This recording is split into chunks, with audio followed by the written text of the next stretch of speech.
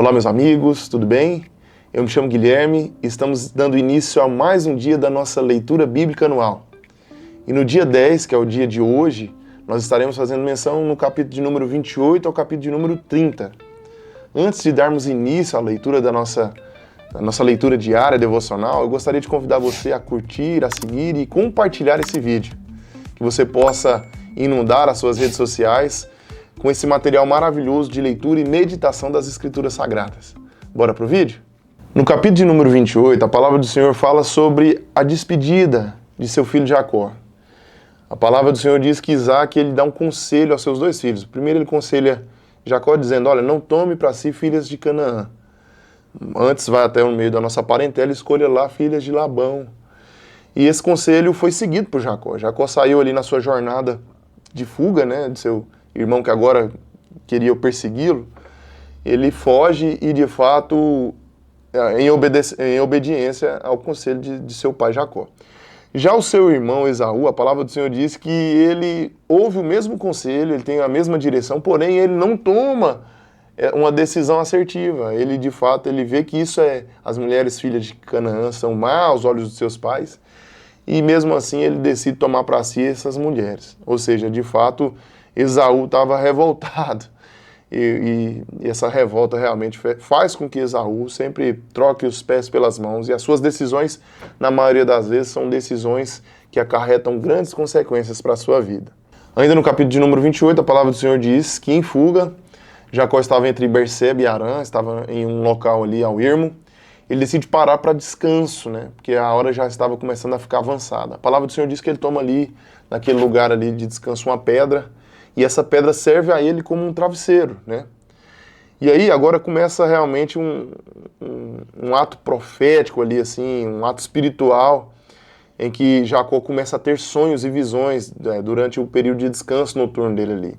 Debaixo daquele céu, em cima daquele travesseiro de pedra, Jacó começa a ter visões celestiais, e uma dessas visões é uma escada que estava posicionada naquele local, e essa escada chegava até os céus.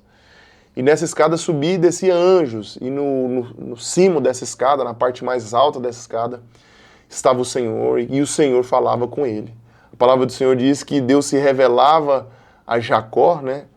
E Jacó, ele ouvia ali o falar de Deus com ele de maneira muito clara. Isso faz com que, além dessas visões, no outro dia ele acorda com um grande temor. Ele atesta, olha, realmente esse lugar aqui é um lugar santo, esse lugar aqui é um lugar onde está ali aberta as portas do céu. A palavra do Senhor diz que Jacó, ele pega aquele travesseiro que é aquela pedra que outrora era um travesseiro, e deita um óleo ali sobre ela, ele unge aquela pedra e diz, olha, aqui agora será a casa de Deus. E ali ele faz um voto. A palavra do Senhor diz que ele faz um voto, e esse voto é que se o Senhor o abençoasse, se o Senhor fosse com ele, preservasse ele, alimentasse, o vestisse durante essa jornada e o trouxesse de volta, o Senhor seria o Deus dele, e ele daria o dízimo de tudo aquilo que de fato ele conquistaria. Então esse lugar ali, realmente, o lugar que chama-se hoje Betel, tornou-se de fato um palco de encontro, né? Em que Jacó teve essa visão com Deus, e ali ele se ansia com Deus. Deus já tinha aliança com Jacó, mas nesse exato momento agora Jacó tem aliança com Deus. Jacó, ele faz esse voto e ali se ansia com o Senhor. Já no capítulo de número 29, a palavra do Senhor diz que Jacó, ele vai, né, continua na sua jornada e encontra ali. Agora a gente começa a enxergar a ação de Deus na vida de Jacó, né? Aquele que serve a Deus, de fato, ele recebe através da graça, que é o favor imerecido, ações milagrosas, né, intervenção divina sobre a própria vida, e isso é maravilhoso, isso é interessantíssimo. A palavra do Senhor diz que em determinado momento Jacó, ele para na beira de um poço, encontra com homens ali, com pessoas ali que de fato pertenciam à sua parentela, né? Conhecidos da sua parentela. Inclusive ele falou, olha, vocês sabem, tem notícias do meu tio Labão, etc. Ele falou assim, olha, né, como se diz, por coincidência ou cristocidência, está vindo aí a Raquel, a sua filha, né? E a palavra do Senhor diz que aquele encontro foi emocionante. Então, naquele exato momento, Jacó, a palavra do Senhor diz que ele ama Raquel. Ao ver Raquel ali, os seus olhos ali são tomados de amor profundo, E eu acho interessante que, de fato, demonstra o amor de Deus, né? Esse homem poderia ter encontrado com outras pessoas, poderia ir em outros horários em que não tivesse ninguém, mas justamente naquele momento em que ele está, a mulher que, né, posteriormente seria dada a ele como esposa, é encontrada por ele, e isso é maravilhoso. A palavra do Senhor diz que esse encontro emocionante faz com que aquele jovem, né, ele seja recebido não somente por ela, mas também pela sua família. Seu tio Labão, ao vê-lo, ao encontrá-lo, também muito se emociona. E a palavra do Senhor diz que ali seu tio Labão oferece repouso e descanso para o jovem Jacó.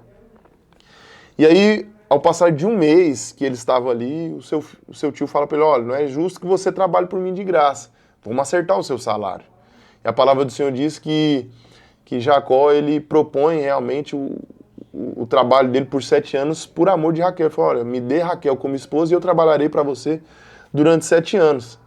A palavra do Senhor diz que Labão ele concorda, mas concorda discordando, né? Porque a gente lê ainda no mesmo capítulo que Labão ele engana Jacó, né? Ele dá Raquel, mas antes que isso aconteça, ele dá primeiramente Lia, né? A palavra do Senhor diz que o casamento aconteceu e ele entregou Lia ao invés de Raquel, e Jacó se sente enganado. Olha que coisa interessante, Jacó, um enganador, agora é enganado por seu tio Labão. E a palavra do Senhor ela dá ênfase a esse entendimento de que agora ele foi enganado. Então ele casa-se com Lia e muito angustiado, ele fala: poxa, eu trabalhei foi pelo amor da outra, agora você me dá a mais velha? E aí Labão falou: não, que o nosso costume é de fato a mais velha casar primeiro que a mais jovem. Faça o seguinte, case-se com Lia, pelos 7 anos trabalhados, eu já te entregarei Raquel agora já como sua esposa, e você vai trabalhar para mim por mais 7 anos. A palavra do Senhor diz que Jacó, ele aceita esse combinado porque ele amava muito a Raquel. Então, ao total de trabalho ali pelos 2 casamentos foi 14 anos de trabalho ali. A palavra do Senhor diz que Deus prosperou bastante Jacó nesse tempo. Já no capítulo de número 30, é um capítulo muito breve, mas esse capítulo agora ele traz menção de fato à descendência de Jacó. A descendência de Jacó são todos os filhos ali, né, juntamente com as suas esposas e concubinas, que gerariam as 12 tribos de Israel. Então é interessante que você leia com atenção esse capítulo de número 30, a gente não vai adentrar muito as descendências, vou falar de maneira resumida, mas os filhos de Jacó dá realmente um nome, né, às descendências das 12 tribos de Israel. E a palavra do Senhor fala também sobre a maneira com que Jacó engana Labão. Agora Labão enganou Jacó, agora Jacó engana Labão.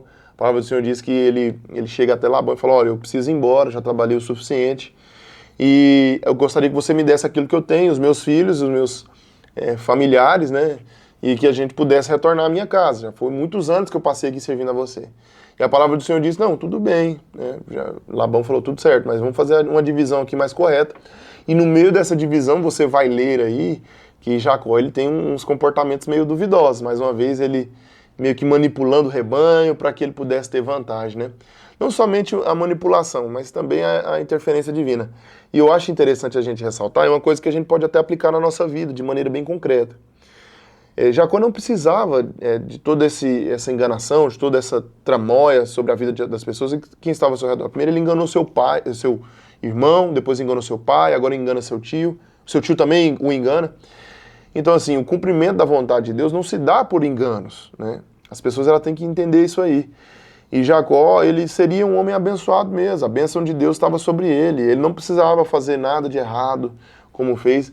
Isso de fato traz realmente uma consequência grave, sempre traz consequência. Nos capítulos adiante, nos dias seguintes, a gente vai ver as consequências que geraram, né, também agora nesse embate entre Labão e Jacó. E fica uma dica para nós, que possamos ser sensíveis à voz de Deus, sensíveis às promessas de Deus e viver de acordo com o seu propósito.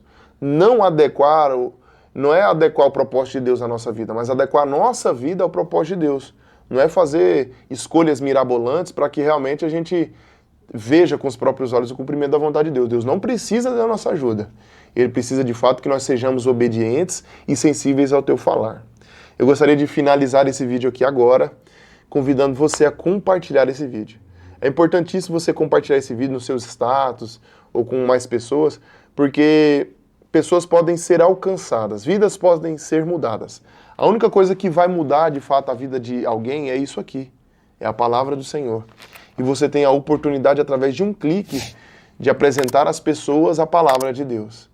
Que cada pessoa que vê esse vídeo através do seu compartilhamento possa ser abençoada e possa gerar nela a vontade de crescer em graça e conhecimento, assim como tem dentro do seu coração. Eu agradeço a você, um beijo e um forte abraço.